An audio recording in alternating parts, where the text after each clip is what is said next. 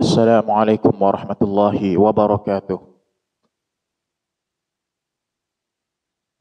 A'udzu billahi minasyaitonir rajim. Bismillahirrahmanirrahim. Alhamdulillahirabbil alamin wa bihi nasta'in ala umurid dunya waddin. Allahumma shalli wa sallim ala sayyidina wa maulana Muhammadin wa ala alihi wa ashabihi ajma'in, amma ba'd. Allahumma inna na'udzubika min jahdil bala' wa daraki syaqa' wa su'il qada'i wa syamatatil a'da. Allahumma inna nas'aluka 'ilman nafi'a wa rizqan thayyiba wa 'amalan mutaqabbala. Rabbi shrah li sadri wa yassir li amri wa hlul 'uqdatan min lisani yafqahu qawli, amin ya rabbal alamin. Hadratal mukarramin wal muhtaramin, jamaah salat zuhur Masjid Asy-Syifa yang dimuliakan Allah Subhanahu wa taala. Semoga pertemuan kita di siang hari ini, niat amal baik kita senantiasa dimudahkan, diistiqomahkan dan diterima oleh Allah Subhanahu wa taala. Apa yang kita pelajari menjadi ilmu yang berkah dan bermanfaat di dunia dan di akhirat. Amin ya rabbal alamin. Tentunya kita semua kaum muslimin ingin bersama-sama meraih derajat yang mulia, derajat yang istimewa. Entah itu derajat tersebut kita raih di dunia maupun di akhirat. Nah, salah satu caranya bagaimana untuk meraih derajat yang mulia itu? Tentunya caranya adalah kita mengikuti langkah-langkah atau kebiasaan orang-orang yang mulia. Kita lihat dalam sejarah Islam, kapan kejayaan Islam itu diraih? Kapan kejayaan Islam itu dibangun? Kapan peradaban Islam itu maju? Itulah tolak ukur kita. Kalau kita ingin menjadi umat yang istimewa di sisi Allah Subhanahu wa taala, kelompok komunitas yang istimewa di sisi Allah Subhanahu wa taala, tentunya kita harus mengetahui sifat-sifat orang-orang yang istimewa. Kita kembali ke sejarah peradaban Islam. Pada saat itu Islam meraih kejayaan. Tidak lain di zaman kapan? Di zamannya Rasulullah SAW. Di zamannya para sahabat, di zamannya Khulafaur Rasyidin, di zamannya Salafus Saleh. Itulah waktu di mana kita harus menilik sejarah, waktu di mana kita harus mengikuti langkah-langkah mereka agar kita menjadi bagian orang-orang, kelompok, komunitas yang dimuliakan Allah Subhanahu wa taala, meraih kejayaan Islam. Dengan kemuliaan tersebut kita diangkat derajat kita di sisi Allah di dunia dan di akhirat. Bahkan Rasulullah SAW mempertegas dalam hadisnya, khairu ummati qarni, sebaik-baik umatku itu di zamanku. Itu kata Rasulullah. Muttafaqun alaih. Kemudian siapa umat yang terbaik? Tsummal ladzina yalunahum. Kemudian umat-umat setelahnya. Golongan setelahnya, komunitas kelompok setelahnya. Yaitu siapa? Di zaman Rasulullah para sahabat. Kemudian diikuti setelahnya para tabi'in. Tsummal ladzina yalunahum. Kemudian orang-orang yang hidup setelahnya, yaitu para tabi'in. Berarti para di zamannya generasi salafus saleh. Di zamannya ulama-ulama madhab, di zamannya ulama-ulama ahli hadis, di zamannya ulama-ulama ahli qiraat dan ahli Al-Qur'an. Itu kurang lebih di awal-awal Islam. Abad 1 Hijriah, 2 Hijriah, sampai abad ke-5 Hijriah. Kita lihat menilik sejarah, kita ingin menjadikan bangsa kita, negara kita, ya, saudara-saudara kita kaum muslimin untuk meraih kemajuan peradaban Islam yang seperti di zaman yang disebutkan oleh Rasulullah SAW. Dan secara eksplisit makna hadis tadi, Rasulullah mengabarkan kepada kita bahwa umat yang terbaik itu umat setelahnya, para sahabat. Ini berarti kita dicontohkan oleh Rasulullah Dalam sisi lain diperintahkan oleh Rasulullah SAW, kalau kita ingin membangun agama kita, ingin membangun peradaban bangsa kita, tidak lain kita harus mengikuti langkah-langkah generasi yang mulia, yaitu generasi salafus saleh. Dan ini juga menjadi dasar bahwa apa? Mencintai para sahabat, mencintai orang-orang yang soleh, mencintai para ulama yang memperjuangkan Islam. Ini bagian dari keimanan. Bagian dari keimanan. Tidak bisa dikatakan orang itu sempurna kalau dia tidak mencintai orang yang dicintai oleh Rasulullah. Rasulullah mencintai sahabat. Sahabat mendapatkan keridhaan Allah Subhanahu wa taala. Kita tidak bisa, iman kita nggak bisa sempurna kalau kita juga tidak ikut mencintai orang-orang yang dicintai oleh Rasulullah Shallallahu Alaihi Wasallam. Dan ini dipertegas dalam riwayat yang sahih, muttafaqun alaih. Al-Ansar la yuhibbuhum illa mu'min. Ketahuilah, sahabat Ansar, para sahabatnya Rasulullah Shallallahu Alaihi Wasallam, yang mereka menolong sahabat-sahabat muhajirin yang tinggal di Madinah, la yuhibbuhum illa mu'min. Yang mencintai sahabat Rasulullah itu adalah bukti keimanan. Sebaliknya, kalau orang tersebut menghina sahabat Rasulullah, orang tersebut merendahkan sahabat Rasulullah, waliyadzubillah, berarti tidak ada iman, kurang sempurna iman orang tersebut. Wala yubghiduhum illa munafiq. Dipertegas oleh Rasulullah kembali. Dan ketahuilah orang-orang yang membenci para sahabat, membenci generasi yang membawa kejayaan Islam, orang tersebut termasuk golongan dari orang-orang munafik. Waliyadzubillah. Yang mencintai sahabat menunjukkan keimanan, yang membenci sahabat menunjukkan kemunafikan. Waliyadzubillah. Kemudian Rasulullah melanjutkan, faman ahabbahum ahabbahullah. Siapapun di antara kalian yang mencintai sahabat, dengan mempelajari sejarah-sejarahnya, mengikuti langkah-langkahnya, sifat-sifatnya, orang tersebut akan dicintai oleh Allah Subhanahu wa taala. Di salah satu cara kita mendapatkan cintanya Allah dengan mencintai kekasihnya Allah. Kita mencintai sahabat, Allah akan mencintai kita. Waman abghadahum abghadahullah. Dan siapapun yang dia berani membenci sahabat, memusuhi sahabat, menghina para sahabat, berarti benar-benar dia telah mendapatkan kebencian dari Allah Subhanahu wa taala. Allah membenci orang-orang tersebut. Waliyadzubillah. Ini mematahkan sebagian golongan-golongan yang memang mereka menuduh atau memfitnah para sahabat, bahkan merendahkan para sahabat. Bapak Ibu yang dirahmati Allah Subhanahu wa taala. Kalau kita lihat dalam Al-Qur'an, kalau kita ingin agama kita, bangsa kita, peradaban bangsa kita ini mendapatkan kejayaan kembali, kita harus mengikuti sifat-sifat orang-orang yang mulia. Sifat-sifat para sahabat zaman dulu. Bagaimana mereka berjuang. Bagaimana mereka mendakwahkan Islam. Sampai mereka ditekan secara fisik. Mereka perjuangannya luar biasa, diusir dari kampung halaman. Dan sifat-sifat mulia itu diabadikan semua oleh Allah Subhanahu wa taala dalam Al-Qur'an. Setidaknya para ulama menjelaskan di sini ada 4 sifat utama yang kita dapat ikuti dan itu menjadi sebab kejayaan Islam akan kembali ke tangan kita. Yang pertama apa? Allah berfirman dalam surat Al-Hasyr ayat 8. Yaitu lil fuqara'il muhajirin alladzina ukhriju min diyarihim wa amwalihim yabtaghuna fadlan minallahi wa ridwana.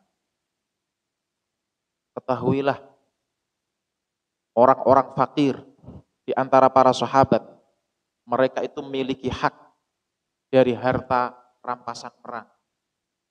Orang-orang yang berhijrah, sifat-sifat mereka diusir dari kampung halaman mereka. Mereka meninggalkan segalanya, meninggalkan harta benda mereka. Tujuannya apa? Ya betaghuna fadlan minallah. Mereka hanya hanya memiliki niat yang satu, mengharapkan ridho dari Allah Subhanahu wa taala, mengharapkan balasan, keutamaan dari Allah Subhanahu wa taala. Di sini berarti bisa kita simpulkan, untuk meraih kejayaan Islam, kita semua harus siap berjuang dan berkorban dengan seluruh apa yang kita miliki. Semuanya adalah untuk membangun, untuk menghidupkan, untuk mendakwahkan agama kita, untuk mendakwahkan Islam. Sebagaimana dicontohkan oleh para sahabat. Dulu para sahabat, mereka sampai diusir dari kampung halamannya. Meninggalkan harta bendanya, rumahnya, tanahnya, investasinya. Mereka tinggalkan. Mulai dari nol lagi. Mengharapkan keridhaan dari Allah Subhanahu wa taala, mengharapkan keutamaan dari Allah Subhanahu wa taala. Jadi selagi, mohon maaf, generasi kok masih banyak perhitungan dalam berjuang, itu menunjukkan dia jauh. Bagaimana kalau mau membangun kejayaan Islam itu akan kembali? Tidak sebagaimana akhlaknya para sahabat yang berkorban dengan seluruh apa yang mereka miliki. Jiwa, raga, harta, seluruh dikorbankan. Makanya kalau kita lihat dalam konteks Al-Quran, wajahidu bi amwalikum wa anfusikum. Berjihadlah kalian dengan harta kalian dan dengan jiwa raga kalian. Dalam ayat yang lain, alladzina amanu wa hajaru wa jahadu fi sabilillah bi amwalihim wa anfusihim. Dalam konteks berjihad, Allah Subhanahu wa taala selalu mengutamakan berjihad itu dengan harta dulu, baru dengan jiwa raga. Para ahli tafsir memaknai ayat ini, orang kalau ingin berkorban untuk Islam, itu dimulai dari dia berkorban atau berjuang dengan hartanya. Kalau dengan harta saja dia sudah enggan, dengan harta saja dia sudah perhitungan, maka dipastikan dengan jiwa raganya pun dia akan perhitungan. Jadi salah satu cara supaya jasmani dan rohani kita benar-benar diserahkan untuk berjuang menghidupkan agama Allah Subhanahu wa taala, itu dimulai dari apa yang kita miliki dahulu. Baru kemudian dia berjuang dengan tenaganya, dengan ilmunya, dengan jiwa raganya. Apa yang mereka miliki hanya mengharap balasan dari Allah Subhanahu wa taala. Kemudian sifat yang kita ikuti dari sifat-sifatnya para sahabat menjadi sebab kejayaan Islam. Yang kedua adalah wayang surunallaha wa rasulah ulaika humus shadiqun. Mereka senantiasa siap menolong Allah dan Rasulnya. Berjuang menolong agama Allah dan Rasulnya. Ulaika humus shadiqun. Ini menjadi bukti karakter keimanan. Berarti PR kita semua saat ini, supaya Islam kembali jaya, kita tanamkan karakter keimanan di dalam hati generasi kita. Jangan sampai, mohon maaf, generasi kita teracuni dengan kenikmatan-kenikmatan dunia yang sementara. Jangan sampai generasi kita teracuni hanya mementingkan ego kepribadiannya saja. Mementingkan kepentingan pribadi, perutnya sendiri, waliyadzubillah. Jadi orang-orang, para sahabat zaman dulu yang membawa kejayaan Islam, itu mereka memiliki landasan iman yang teguh, tidak mudah tergoyahkan. Iman kepada Allah kuat, dimanapun selalu merasa diawasi oleh Allah Subhanahu wa taala. Ulaika humus shadiqun. Dan ini menjadi pondasi kuatnya iman. Kuatnya iman itu pondasinya adalah kejujuran. Kejujuran dalam membawa amanah. Walaupun sekecil apapun amanah yang dia emban, dia akan tunaikan sebaik-baiknya. Itu pondasi keimanan. Dan itulah yang dicontohkan oleh para sahabat. Maka semakin kuat imannya, akan semakin teguh kejujurannya. Jadi ketika dia membawa amanah yang besar, jabatan yang tinggi, kekuasaan di mana-mana, karena dia sudah memiliki iman, dia akan tunjukkan, aplikasikan dengan keadilannya. Masya Allah. Jadi inilah yang dicontohkan oleh para sahabat. Kemudian yang ketiga, bagaimana caranya untuk mengembalikan kejayaan Islam? Walladzina tabawwa'ud dar wal imana min qablihim yuhibbuna man hajara ilaihim wa la yajiduna fi sudurihim hajatan mimma utu wa yu'thiruna ala anfusihim walau kana bihim khasasah wa man yuqa syuhha nafsihi fa ulaika humul muflihun. Kita lihat bagaimana dulu para sahabat Muhajirin dan Ansor. Kalau kita ingin mengembalikan kejayaan Islam, kita harus kuatkan ukhuwah Islamiyah kita. Kita harus kuatkan bagaimana cinta kita kepada sesama saudara kita, sesama muslim. Kita lebih teguh. Dan itu semua mengharapkan cintanya Allah Subhanahu wa ta'ala. Dan orang-orang Ansor yang mereka telah menempati kota Madinah, telah beriman sebelumnya. Dan mereka menyambut dengan baik atas kedatangannya orang-orang sahabat Muhajirin. Mereka mencintai orang yang berhijrah ke tempat mereka.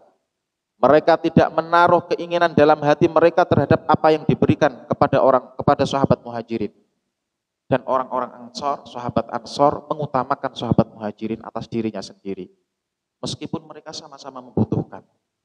Di sini bisa kita ambil kesimpulan bahwa di dalam unsur persaudaraan itu ada sifat kedermawanan.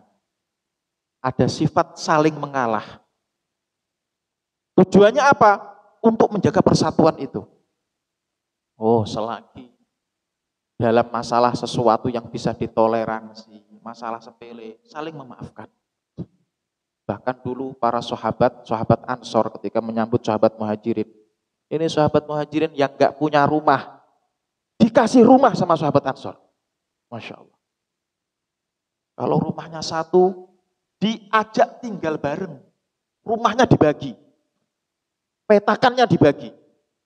Itu sampai seperti itu.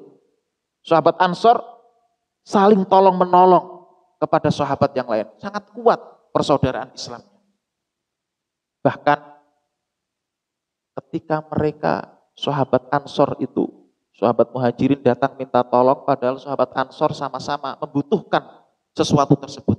Sahabat Ansor mengalah, diutamakan sahabat Muhajirin yang mendapatkan keperluannya. Masya Allah. Itu sampai seperti itu. Makanya para ulama menjelaskan, mengalah itu ada dua perkara. Mengalah dalam urusan dunia dan mengalah dalam urusan akhirat. Kalau orang tersebut mengalah dalam urusan dunia, itu menjadi kebaikan. Menjadi ladang pahala bagi dirinya. Contoh, sebagaimana yang dicontohkan oleh sahabat Ansor dan Muhajirin. Oh, rumah ini satu. Engkau belum punya rumah, tinggal di rumahku, saya bagi petakannya. Ini namanya mengalah dalam urusan dunia. Akan menjadi ladang pahala. Oh, Bapak, ini ada makanan. Karena sama-sama belum makan, Bapak yang makan dulu. Ini namanya mengalah dalam urusan dunia. Dan ini menjadi sebuah kebaikan. Beda dengan mengalah urusan akhirat. Kalau urusan akhirat tidak boleh ngalah. Urusan akhirat itu harus fastabiqul khairat. Harus berlomba-lomba. Contohnya, oh soft depan ini masih kosong. Jangan kemudian silakan Bapak maju ke depan, ngisi soft depan, saya di belakang saja. Ini namanya mengalah dalam urusan akhirat. Padahal pahala yang besar itu pahala di soft yang terdepan. Dan seharusnya kita kalau urusan akhirat harus berlomba-lomba untuk meraih siapa yang paling utama. Dan ini semua dicontohkan oleh sahabat-sahabat yang membawa kejayaan Islam. Wa may yuqashuha nafsi fa ulaika humul muflihun. Dan orang-orang yang dermawan itu mereka mendapatkan kunci keberuntungan dalam kehidupannya. Karena memang sejatinya orang yang mengalah dalam urusan dunia sebenarnya dia telah membuat investasi di sisi Allah. Investasi nanti di surganya Allah Subhanahu wa taala yang tanpa batas. Yang keempat, yang terakhir, kunci supaya kejayaan Islam itu kembali adalah walladzina ja'u min ba'dihim yaquluna rabbana ighfir lana wal ikhwanina alladzina sabaquna bil iman wa la taj'al fi qulubina ghillan lil ladzina amanu rabbana innaka raufur rahim. Kunci yang terakhir untuk membawa kejayaan Islam yaitu generasi kita harus mengikuti akhlaknya para sahabat. Dan mengikuti akhlak para sahabat, mengikuti orang-orang pendahulu kita, orang-orang soleh yang mendahului kita, ini adalah bagian dari rasa syukur kita. Sebagaimana difirmankan dalam surat Al-Hasyr ayat 10 tadi. Orang-orang yang datang setelahnya, setelah para sahabat, yaquluna rabbana ighfir lana. Mereka berdoa kepada Allah agar orang-orang yang mendahului mereka itu mendapatkan maghfirah dari Allah Subhanahu wa taala. Dan mereka berdoa pada Allah agar supaya hati mereka diselamatkan. Diselamatkan dari penyakit-penyakit hati. Penyakit iri, penyakit dengki. Ya mohon maaf. Jangan sampai generasi sesama muslim itu saling mendengki dengan satu dengan yang lainnya. Harus siap menerima, saling mendoakan kebaikan. Saling bersyukur. Yang datang belakang, ingat jasa orang yang memulai. Jangan sampai kemudian datang di belakang, dia melupakan jasa-jasa orang yang telah memulai. Ini bagian dari kufur nikmat. Dan ini bukan akhlaknya para sahabat, bukan akhlaknya para salafus soleh. Justru mereka dulu itu khawatir ketika melanjutkan amanah yang dibawa generasi setelahnya, itu generasi yang datang setelahnya ini selalu ingat yang memulai adalah orang-orang sebelum kita. Kita harus pelihara amanah itu. Kita punya masjid, siapa yang bangun masjid ini? Kita jaga amanah ini. Kita punya amanah dalam pekerjaan, siapa yang memulainya? Siapa yang menjadi atasan kita? Siapa yang memiliki kebijakan? Itu semua kita syukuri. Kita saling mendoakan kebaikan. Dan inilah adalah akhlak para sahabat di zaman dahulu yang menjadikan kejayaan Islam itu dapat diraih. Mudah-mudahan kita semua diberikan perlindungan oleh Allah Subhanahu wa taala, mendapatkan bimbingan, generasi kita dikuatkan imannya, bangsa kita dipelihara oleh Allah Subhanahu wa taala, dijauhkan dari segala macam bentuk kezaliman, dan semoga kita mendapatkan keberkahan semuanya, bangsa kita, negara kita di dunia dan di akhirat. Amin ya rabbal alamin. Akhirul kalam wabillahi taufiq wal hidayah. Wal afu minkum. Wassalamualaikum warahmatullahi wabarakatuh.